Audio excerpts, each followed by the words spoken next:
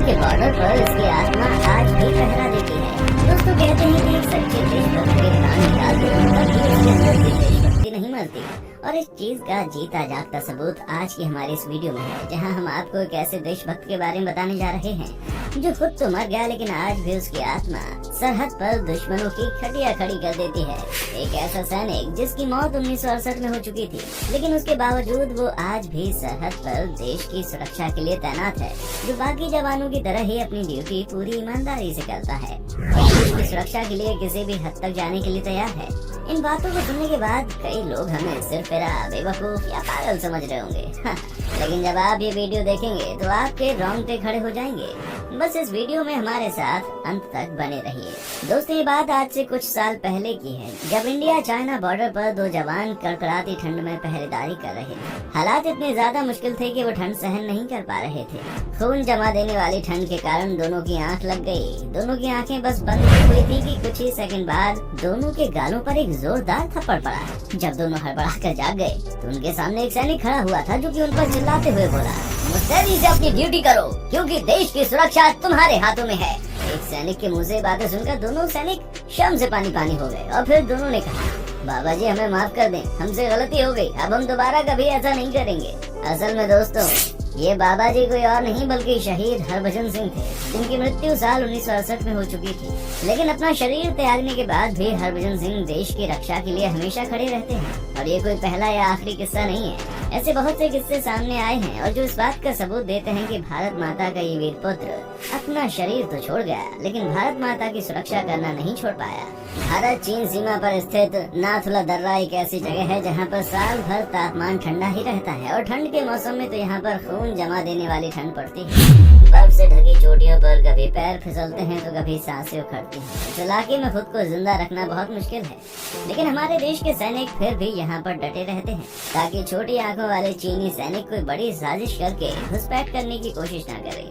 हालांकि कई बार इन मुश्किल हालातों की वजह से सैनिक अपनी हिम्मत हारने लगते हैं और जैसे ही ऐसा कुछ होता है हरभजन सिंह उनके आंखें खोलने के लिए हर समय तैनात रहते हैं। इसी वजह से यहाँ के सैनिकों में जोश भरा रहता है और लाख मुश्किलें क्यों न आए, कोई भी यहाँ मौजूद सैनिकों के बल को तोड़ नहीं पाता, क्योंकि यहाँ सैकड़ों सैनिकों के बीच एक ऐसा सैनिक तैनात है जो कि दिखता नहीं है लेकिन देश की रक्षा के लिए किसी भी हद तक जा सकता है। और इसी वजह से कड़कड़ाती ठंड में भी देर तक ड्यूटी करने वाले जवानों को नींद नहीं लगती। वे पूरी लगन के साथ अपनी ड्यूटी करते हैं, सिर्फ और सिर्फ ये सोचकर कि जब एक सैनिक मरने के बाद भी देश की सुरक्षा कर सकता है तो वो जीते जी देश के लिए जानलेवा ठंड और थका देने वाले शेड्यूल का सामना तो कर ही सकते हैं। इतनी कोशिशों के बावजूद अगर गलती से किसी की आंख लग जाए तो बाबा का हाथ उनके गाल पर पड़ने के लिए हमेशा तैयार रहता है। सिर्फ इतना ही नहीं दोस्तों, अगर चाइना के जवान घुसपैठ करने की कोशिश करें तो बाबा हरभजन सिंह घोड़े पर सवार होकर उनका रास्ता रोक लेते हैं। दोस्तों बाबा हरभजन सिंह एक भारत के आम सिपाही थे। साल 1967 में इनकी पोस्टिंग सिक्किम में भारत चाइना बॉर्डर पर हुई।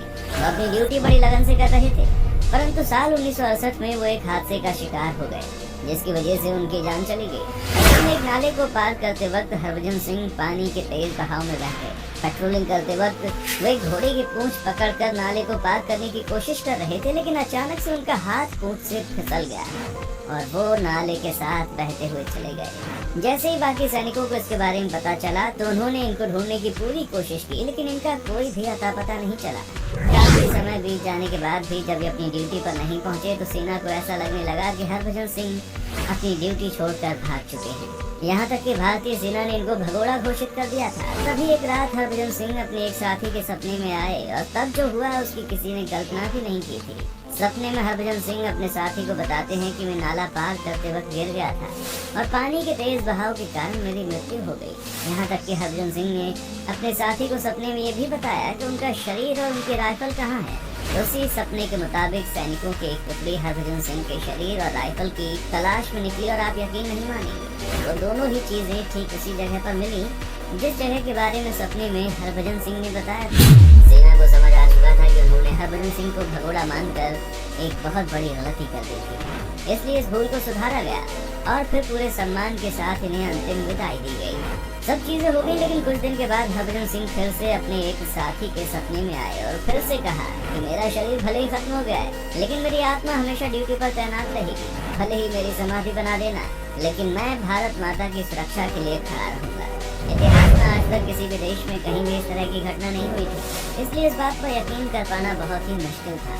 हालांकि लोगों के सपने में मरे हुए लोग आते हैं और वो बहुत सी चीजें कह जाते हैं, इसलिए हरभजन सिंह के साथी ने भी उनकी इस बात को नजरअंदाज कर दिया। पर कुछ ही समय में बॉर्डर पर तैनात सैनिकों के साथ ऐसी घटनाएं होने लगी जो बहुत ज्यादा अजीबोगरीब थी। जब कभी भी किसी सैनिक से कोई अनहोनी होने वाली होती तो हरभजन सिंह पहले ही सपने में आकर उसे सावधान कर देते।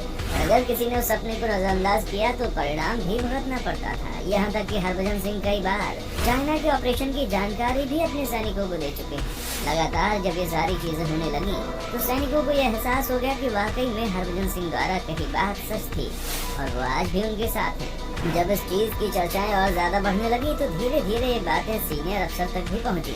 शुरुआत में उनको विश्वास नहीं हुआ, लेकिन फिर उन्होंने इस बात को परखने की कोशिश की और तब एक ऐसी घटना हुई जिसे सुनकर आपके रोंगटे खड़े हो जाएंगे। हरभजन सिंह ने अपने एक सीनियर ऑफिसर के सपने में आकर कहा कि आपको चाइना की तरफ से एक लेटर आएगा जिसमें मेरी शिकायत होगी, और सपने में बताए अनुसार ही एक लेटर आया जिसमें लिखा था कि आपका एक सैनिक सफेद घोड़े पर सवार होकर रात के समय में बॉर्डर के बेहद करीब आ जाता है और ये बात ठीक नहीं है, उसे रोका जाना चाहिए। अब इस वाक़े के बाद तो हर किसी को यकीन हो गया कि बर्फीले तूफानों के बीच जब सैनिक ड्यूटी कर रहे होते थे तभी उनके बीच एक सिपाही भी मौजूद रहता था जो किसी को नजर नहीं आता था, क्योंकि वो कोई आम इंसान नहीं बल्कि आत्मा है। और इस चीज की पुष्टि खुद चाइना के सैनिकों द्वारा की गई। धीरे धीरे जब हरभजन सिंह की चर्चाएं हर जगह बढ़ने लगी तो हरभजन सिंह से बाबा हरभजन सिंह हो गए और उनके नाम पर बंकर को मंदिर बना दिया गया। इस मंदिर में बाबा की वर्दी, जूते, बिस्तर, यहाँ तक कि उनके सभी जरूरी सामान रख दिए गए। सेना ने भी उन्हें ड्यूटी पर मुस्तैद सिपाही का दर्जा दे दिया। सिर्फ इतना ही नहीं, एक सैनिक पर जितने भी नियम कानून लागू किए जाते हैं वो सभी बाबा हरभजन सिंह पर लागू किए जाने लगे। फिर चाहे छुट्टी हो, तनख्वाह हो या फिर प्रमोशन, हर एक चीज इन्हें समय समय पर मिलती रहती है। बाबा हरभजन सिंह मंदिर की जिम्मेदारी खुद भारतीय सेना ने ली है। सुबह के नाश्ते से लेकर रात के खाने तक सब कुछ उन्हें दिया जाता है, लेकिन जैसे ही रात में अंधेरा छाने लगता है वैसे ही मंदिर के दरवाजे बंद हो जाते हैं, क्योंकि ये वो वक्त होता था जब बाबा हरभजन सिंह दुश्मन सेना के होश उड़ाने के लिए ड्यूटी पर निकलते थे। कई बार सैनिकों ने ये तक देखा है कि जिस बिस्तर पर बाबा हरभजन सिंह को चादर तान कर सुलाया जाता था वहाँ पर सिलवटें पड़ जाती थी, जैसे कि कोई उस पर सो रहा हो। और जिन जूतों को साफ सुथरा करके उनके कमरे में रखा जाता था उसमें भी मिट्टी लग चुकी होती थी।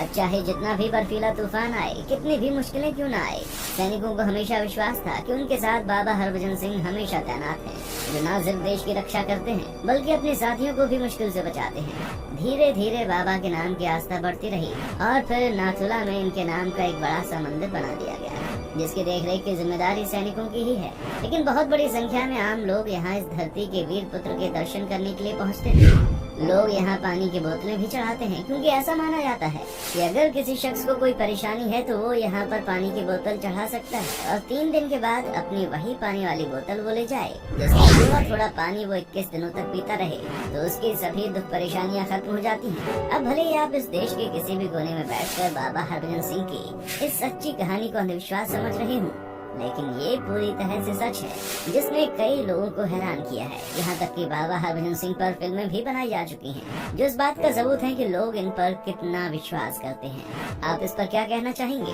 कमेंट सेक्शन में आकर हमें जरूर बताएं और इसी तरह की वीडियोस को देखते रहने के लिए